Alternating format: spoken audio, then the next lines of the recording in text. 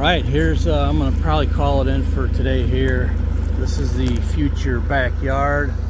We're below the retaining wall. Alright, welcome back. So today's preview video is kind of different. I don't normally do this, but this pond project has been both a blessing and a nightmare.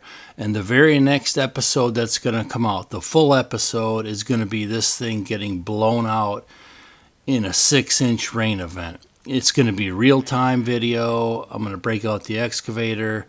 But anyways, until I get to that, I just wanted to give you a snapshot into the future that, hey, if you're persistent and you fail and you pick yourself up and you keep moving forward, this is going to be the end run. There's probably half a dozen videos between currently right now and this one, but I think you'll enjoy it. So join us here. Stay tuned for the next video and the next half dozen ones, because it's been a fun and, of course, a life learning project as well. Thanks a lot.